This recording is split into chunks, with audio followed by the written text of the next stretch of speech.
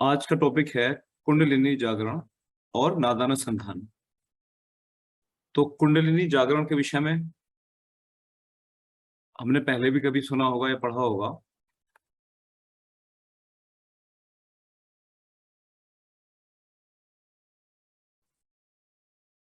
एक चीज हम हमेशा सुनते चले आए कि योग चाहे कोई सा भी हो, सभी योग का एक ही उद्देश्य है, और वो क्या है? मोक्ष। योग का कोई भी मार्ग हो, उद्देश्य सबका मोक्ष है। ठीक। मोक्ष तक पहुंचने के अलग अलग रास्ते बताए गए, अनेकों साधन बताए गए। उनमें से एक साधन हठ योग पद्धति भी है। किसी ने कर्मयोग सिद्धांत कहा, कर्मयोग के विषय में कहा। किसी ने अष्टांग योग के विषय में कहा। किसी ने भक्ति योग के विषय में कहा कि आप भक्ति को मार्ग बनाओ और मोक्ष को प्राप्त करो। ठीक है। मोक्ष क्या है? मोक्ष है जब आत्मा का परमात्मा से मिलन हो जाए, या आत्मा तत्व परमात्मा तत्व में विलीन हो जाए, उसे मोक्ष कहते हैं। जब आत्मा जन्म मरण के बंधन से ही मुक्त हो जाए, उसे मोक्ष कहते हैं। तो सभी तरह के जितने भी योग पद्धतियां हैं, सभी ने मोक्ष मार्ग को बताया। ठीक है। उनमें से एक पद्धति है हठ योग। सबके तरीके अपने अलग अलग है। तो ऐसे हठ योग में जो मुख्य है वो है समाधि। हठ योग में ये माना गया है कि साधक समाधि में पहुंचे, और समाधि में पहुंचने के बाद वो अपने मोक्ष मार्ग को प्रशस्त करे। कैसे करे? तो समाधि में जाने के बाद क्या होगा उसके अंदर? समाधि में पहुंचने के बाद उसकी जो शक्तियां हैं, जो हमारे भीतर भी है, सुप्त अवस्था में है, वो जागृत अवस्था में आ जाएंगी। और वो शक्तियां कौन कौन सी थी? कुंडलिनी शक्ति, है ना, हमारे चक्र।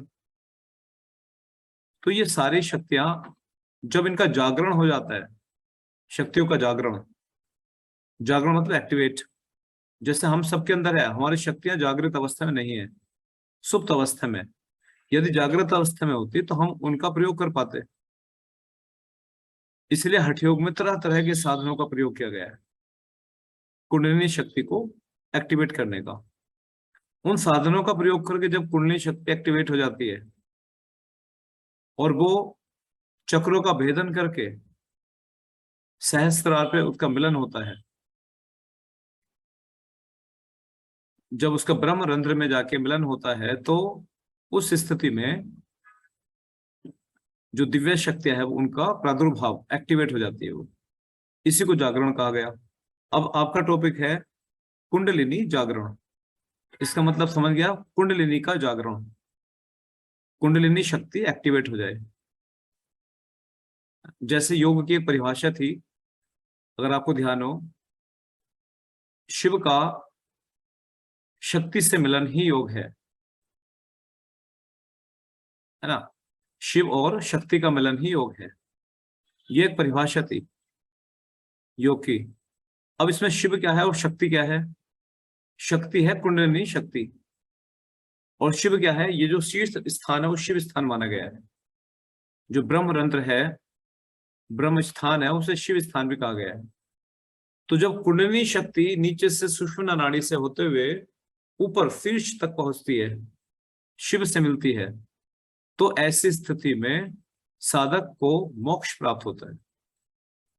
और ये केवल समाधि की अवस्था में होता है, या इसके अनेक साधन है, अनेकों तरीके हैं इसके एक्टिवेट करने के। क्लियर? कुंडलिनी जागरण क्या हुआ?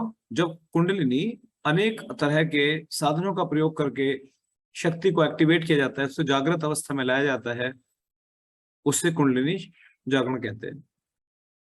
आप लोग पहले पढ़ चुके होंगे कुंडलिनी होती क्या है, कैसा स्वरूप है इसका। तो कुंडलिनी का स्वरूप, स्थान, कुंडलिनी का जो स्थान है वो मूलाधार चक्र माना गया है। कुंडलिनी का स्वरूप कैसा है? तो जैसे आपने देखा सांप को कुंडल, जब सांप पिटारे में बैठा होता कुंडली मारे हुए, ये जैसे जलेबी होती है कुंड स्पाइरल, तो वैसी कुछ कुंडली शक्ति है, 3.5 लपेटे लिए हुए। कैसे रंग की है? तीव्र लाल वर्ण वाली, तीव्र लाल स्वर्ण वर्ण वाली, सोने का तप्त लाल रंग, ऐसी है कुंडलिनी शक्ति का जो रंग है, वो ऐसा माना गया है। ठीक है, अभी जब एक्टिवेट होती है तो ये किस पथ से जाती है, किस ट्रैक से ऊपर जाती है? तो ये जाती है सुषुम्ना नाड़ी से। सुषुम्ना नाड़ी का स्थान कहाँ पे? स्पाइन के मध्य में, अति सूक्ष्म छिद्र के समान। सुषुम्ना नाड़ी में, तो स्पाइन के मध्य में अति सूक्ष्म छिद्र के समान। कितनी मोटी है?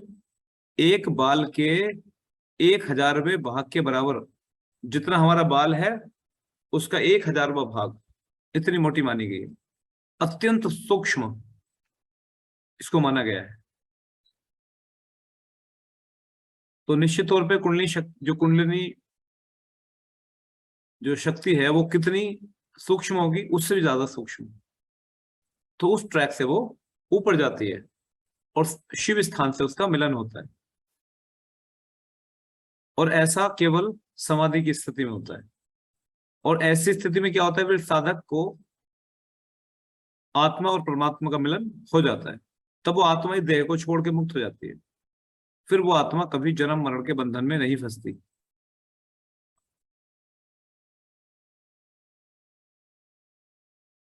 तो ये हुआ आपका कुंडलिनी जागरण।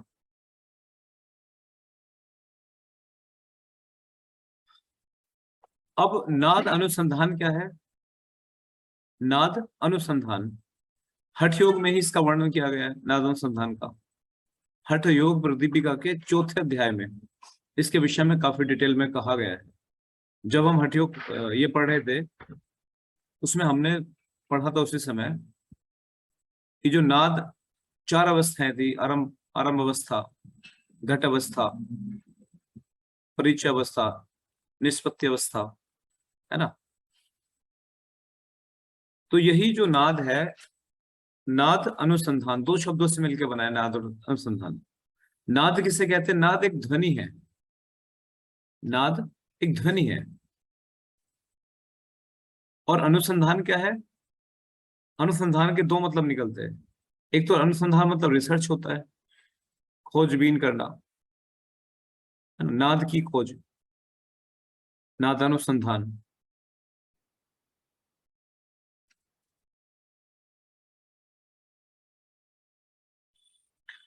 तो नाद कितने तरह के हैं? 2 तरह के हैं। कैसे कैसे? अंतर्नाद और बहिर्नाद। अंतर्नाद और बहिर्नाद। अब बहिर्नाद क्या होता है? बहिर्नाद वो नाद है जो बाहर की ध्वनियां आप सुनते हो। और अंतर्नाद क्या है? जो ध्वनियां आपके भीतर हो रही है, जैसे हृदय की ध्वनि, है ना? उसे अनाहत नाद भी कहा जाता है। हृदय में अपनी ध्वनि होती है। अगर आप स्टेथोस्कोप लगा के सुनोगे तो आपको आवाज आएगी हृदय की एक, है ना? और वो आवाज आती है लुप डप, लुप डप, लुप डप, है ना? किसी के हार्ट में अगर कोई समस्या आ जाए तो वो आवाज पै का फै बन जाता है। अगर किसी के दिल में छेद हो या किसी का हार्ट का वाल्व खराब हो जाए तो वो लुप की जगह लुफ की आवाज निकालेगा, लुफ डफ। तो डॉक्टर जैसे वो लगाएंगे कान पे, उन्हें वही तो आवाज सुननी थी, पा है या फै है। तो जैसे वो देखेंगे फै है तो वो कहेंगे वो रिपोर्ट करो अपनी, तो हमें डाउट है इसमें कुछ गड़बड़ है हार्ट में। तो ऐसी अंतर्नाद जो हमारे भीतर चली ध्वनिया है, हमारे ऑर्गन्स की अपनी ध्वनिया है। कुछ हमारे अंदर देखो, 3 तरह के नाद कहेंगे। नाद की 3 अवस्थाएं हैं। कौन कौन सी? स्थूल अवस्था, प्रत्येक वस्तु की 3 अवस्थाएं हैं। तो स्थूल, दूसरा है सूक्ष्म अवस्था, और तीसरी है अव्यक्त अवस्था। स्थूल, सूक्ष्म और अव्यक्त। स्थूल का एग्जाम्पल क्या है? हमारा शरीर, ये स्थूल है।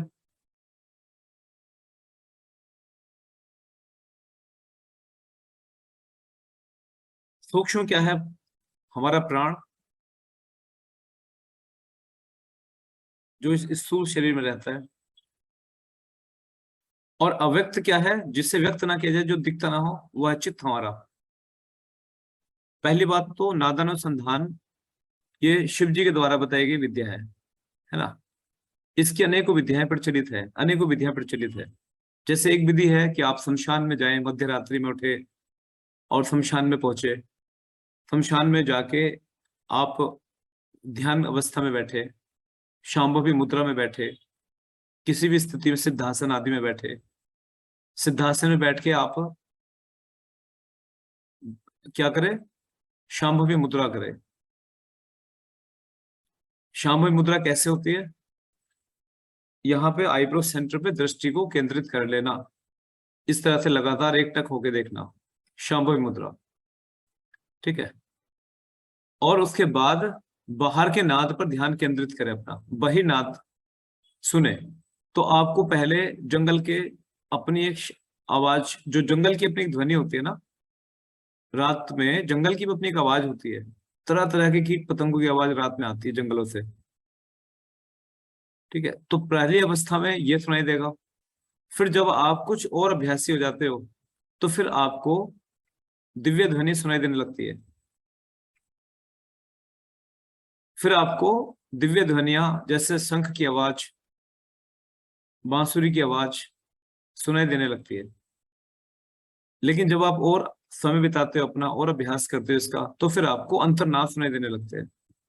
अंतर्नाद अभी आप समझ चुके होंगे, जो आपके भीतर के नाद है। तो ऐसी स्थिति में फिर वो जो साधक है वो उन नाद में मग्न हो जाता है, उस नाद में साधक मग्न हो जाता है, और फिर वो उस मग्न अवस्था में ही ध्यान और समाधि में लीन हो जाता है। दूसरी बात, एक और बात कहेगी, ओम का नाद, वही नाद, वही नाद, बाहर की ध्वनियों पे ध्यान केंद्रित करना। अब जैसे आप ओम की चैंटिंग करते हो, ओम की चैंटिंग आपने अपने मुंह से ओम की चैंटिंग लगातार करते हो, उस पर ध्यान केंद्रित किया, तो फिर आपका ध्यान उस चैंटिंग में मग्न होने लगता है। कभी आप लगातार 10-15 मिनट ओम चैंटिंग करके देखना, आपको एक आनंद की अनुभूति होनी शुरू हो जाएगी। आपकी बॉडी वो चैंट कर रही होगी ऑटो मोड पे, और आपका मन उसका आनंद ले रहा होगा, उसमें लीन हो रहा होगा। इसलिए आपने देखा हो कभी नाटकों में दिखाया जाता है किसी को समाधि या जंगलों में तपस्या करते ऋषि मुनि को, तो आपने देखा हो वो ओम इस तरह की चैंटिंग करते दिखाया गया है उसमें लगातार, और वो समाधि में लीन है ओम की चैंटिंग के साथ। तो ये वही वही नाद का ही रेफरेंस लिया उन लोगों ने, जो भी राइटर है उसके, उन्होंने वही नाद का एग्जाम्पल यूज किया है। तो दोनों ही तरह के नाद पे ध्यान केंद्रित करना नादानुसंधान कहलाता है। ये बातें थोड़ी सी दूर से घुमा के लाया मैं, क्लियर भाषा में आप समझ जाओगे। नाद पे अपना ध्यान लगाना नादानुसंधान कहलाता है। नाद दो तरह के, अंतनाद, वही नाद। आप वही नाद के रूप में ओम चैंटिंग, भ्रामरी, है ना, इस तरह की चीजों का प्रयोग करते हो। अंतर्नाद में आप अपने ही अंतर की ध्वनि पर ध्यान केंद्रित करते हो, हृदय पर, अनाहत नाद कहते हैं इसको। शिव जी ने इस ज्ञान को मुख्य रूप से बताया था। और लय योग के अंतर्गत ये विद्या आती है। नादानुसंधान की जो विद्या है वो लय योग के अंतर्गत आती है। लय लय योग में 1.25 करोड़ लय की बात की गई है, उनमें से एक है नाद। 1.25 करोड़ लय में से